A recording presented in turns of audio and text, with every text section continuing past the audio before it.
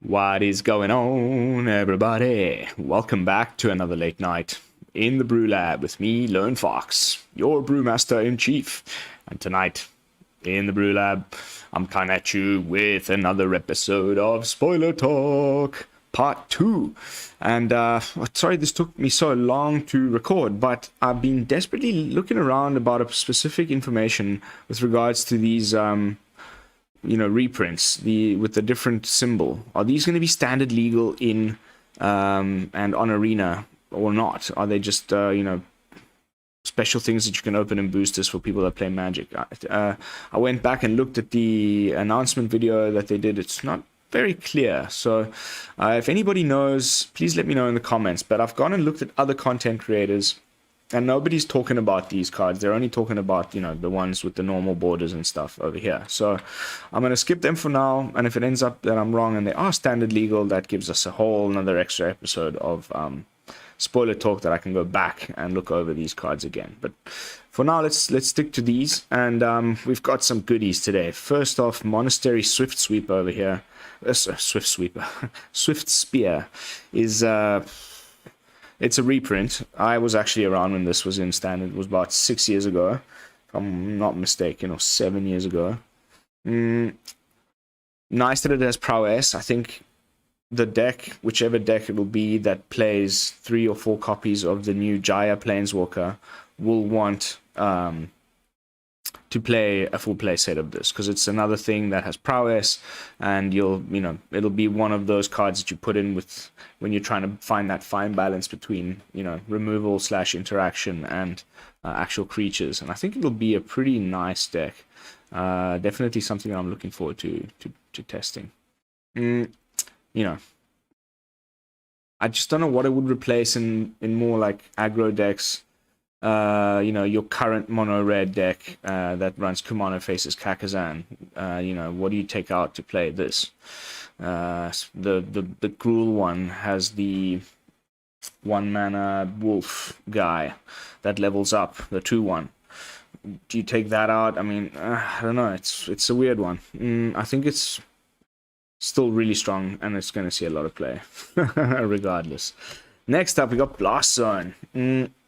This is interesting. It's a reprint as well. I remember actually playing with this. You can it comes into play with a charge counter on it, and you can pay 3, sack it, and destroy each non-land permanent with the mana value equal to the number of charge counters on it. So you can add more charge counters with your empty mana at the opponent's end step. You hold up counter spells or whatever, and then you just untap. And it's like having a kind of a Khan Silex effect, but on a land, so much harder to remove, and pretty nice little sort of fail-safe switch for any sort of situation. You just pull the plug, Blast Zone. And there's decks that are slowly shaping up with the new meld, the green meld card, and the Jund card that now the name is escaping me, that brings back lands from the graveyard. So we can use it and get it back again, start putting more charge counters on it. Pretty sweet. Then we've got Feldon. So red already. I mean, wowza, 2 sweet cards. Feldon, Ronom Excavator, the human artificer, legendary creature, 2/2 with haste. Can't block. And whenever it is dealt damage, you exile that many cards from the top of your library. So you choose one of them, and until end of turn of your next turn, you may play that card. I think that is pretty bonkers. It incentivizes you always to attack, because it can't block anyway. And the opponent is de-incentivized to block it because he's giving you card advantage. So there'll be a few tough decisions that the opponent has to decide, and then at some point, you got to get rid of it. Otherwise, the 2 damage all the time starts to get a little bit out of hand. I think maybe like a 2 of red doesn't have some very good 2-drops right now, and it would just be nice to have a non-legendary one that's really good that you can play like a 4 of. This feels a little bit like the modified guy Goro Goro, where you don't want to play 4 Goro-Goros in your 2-drop slot. Maybe you play 2.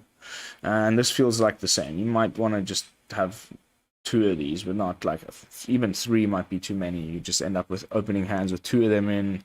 Sure, I don't know. Still a really good card. You know, in a deck that needs to squeeze a little card advantage wherever they can, if you can staple that onto a threat, that's pretty sweet. Next up, we got In the Trenches. It's like a Anthem effect for everything.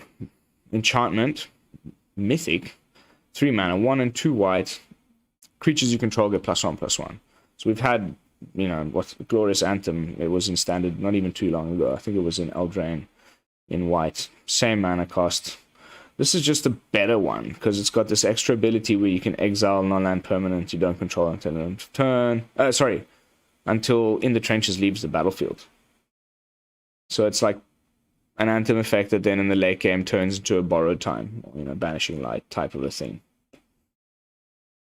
I don't know in which deck it would be good though. Not in white aggro. Like, it's not impactful enough for turn 3. When you're on the draw, you play this out on turn 3, and your opponent's just been playing creatures and things. It's not enough of a impact. You just give your 1 and your 2 drop +1/+1. So I just don't know where. I don't know. Right now I don't see it. Like, Standards changed a bit since then. Maybe like a 2 of or something. Next up, okay, so then we got commands again, which is super cool. I really enjoyed commands in Strixhaven, and they're back. They're not multicolored, they're single colored, and I believe so far we've only gotten 4. There isn't the green one yet. Usually when they hold one back, it's probably going to be the best one of the lot, but there's some really good ones here. So let's get through them just in order as far as the website. First up, we got Kyla's Command, 3 mana. So that's pretty sweet. You know, talking about things you can do on turn 3 in a white deck. Sorcery speed, you create either a 2/2 colorless artifact creature token. Then you can put a +1/+1 counter on a target creature you control. Search your library for a plains, reveal it, put it into your hand, and shuffle. And you gain 2 life and scry 2. I think that's pretty freaking nice. And I like the double strike here. I wish it was instant speed. Then it would just be bonkers. But even at sorcery speed, it's not terrible.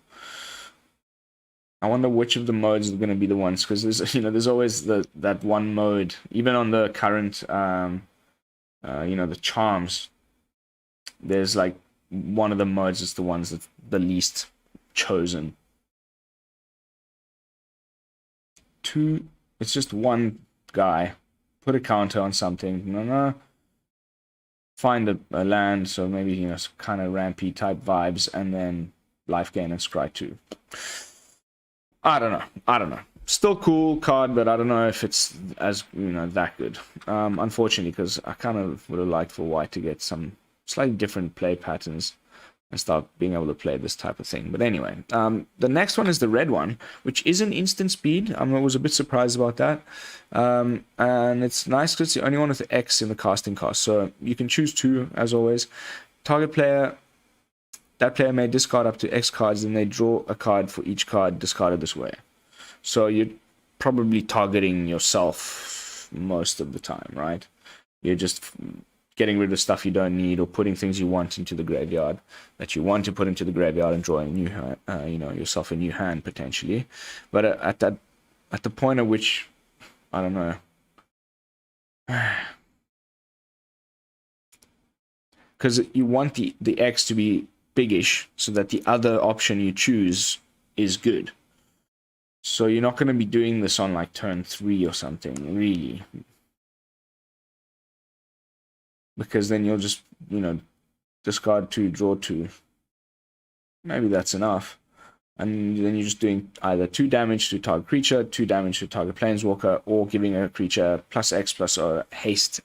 I was hoping it would say and trample until the end of turn. But again, I can see some situations where it's really strong. I just don't quite know where it'll end up. But lots of cool versatility. And I guess in certain sort of like control decks, it's actually pretty damn nice. Just get a whole new hand. Get rid of biggest creature on battlefield, or I don't know. Interesting one. Like that it's got the X. It's a lot more flexible than the other two so far as to when you can play it and at which point on the curve, and when is it good to top deck, and when is it good to have it in your opening hand. Talking about that, Gix's command here is 5 mana sorcery, of which, you know, it's vying with, Cruelty of Gix, the saga. It's vying with Invoke Despair. I don't know if this is better, and in which black deck it's better than those other cards I just mentioned. Apparently, this is the only image there is, so sorry about the resolution. It's a bit terrible, but it says you put 2+1/+1 counter on up to 1 target creature against lifelink until end of turn. That's pretty nice. I mean, compared to this. +2/+2 and lifelink. That's not terrible. And you destroy a creature with power 2 or less. Return up to 2 creature cards from your graveyard to your hand. And each opponent sacrifices a creature with the highest power amongst creatures they control. Yeah, that's pretty nice. I mean, you can, like, destroy a creature with power 2 or less and do the one with, you're basically just clearing the board like that. Or you can get rid of the biggest blocker and make one of your guys much bigger and give it lifelink and swing, or get stuff back from the yard. I guess that's very nice. I just don't know which deck I'd play it in right now that's black. Like maybe some kind of mono black control, but then the first mode seems pretty useless. I guess if you're playing like 3 Sorins or something like that, then you can put those counters on the little vampire. I wish it said return 2 creatures or planeswalkers from the graveyard to your hand. That would be busted. Again, there's always, like, of all 3 of these so far, I said, like, I wish one of these was like, this one I wish it just had Antrample. And, that this one was, more, maybe 2 of these colorless constructs instead of just the 1 or something like that. But I guess they just had to do that to fix the power levels and things, otherwise it would have been too busted. But the last one that we have for today, because I'm sure there'll be a green one, is Urza's Command, which is the only instant one so far and probably makes it the best one because of that. 2 and 2 blue, instant speed, you get to choose 2. Creatures you don't control get -2/-0. Typical sort of blue effect, which is pretty nice actually as a combat trick. Just make a bunch of the opponents that thought they were going to trade, suddenly your creature survives and they lose their stuff. Then you get to create a tapped Power Stone token, makes sense, Urza's Command. You get to create a tapped 0/0 colorless construct artifact creature token. With this creature gets +1/+1 for each artifact you control. That's pretty cool. With all the Power Stones going on, this could be really strong. Just opponent swings in, feels good. You've got a bunch of Power Stones on the battlefield. You just play this for 4. You get like a 6/6, creature token. And then scry 1, draw a card. Man, this one's definitely the best one so far. There's almost none of these that would say like, oh, okay, they could have made it. Or maybe I could say you could have created 2 tap Power Stones instead of just the 1, but. Or, scry 2, or, cut the scry, draw 2 cards or something like that. But then again, it would just be probably a little bit too busted. But again, because it's instant speed and very, well costed, it's usually when blue wants to cast this type of thing, the memory deluges and whatnot, for 4 mana. So I think this one definitely gonna be seeing some play. And that is it as far as October 28th. Now I'm gonna quickly edit this up, start uploading it, and then I'm gonna start watching some Explorer content. The whole of today during Worlds is Explorer, and the meta is a lot more diverse than the standard meta, and that makes it a lot more interesting to watch, and especially for me that knows nothing about the Explorer meta. It's just going to be like, ooh, I'm actually watching something that I have no idea what's going to happen next, and it's all going to be about the game, like, the skill of the player and how they pilot their brews. I'm super amped to go do that. So I will see you all tomorrow with another World Championship brew. I guess I'll suss out, which one I want to do most. The one that's coming up next, I think you'll enjoy. It's yeah, the guy's currently leading the pack, and I'll just leave it at that. You'll have to tune in. And until then, this is Lone Fox from the BrewLab, signing out. Peace, y'all.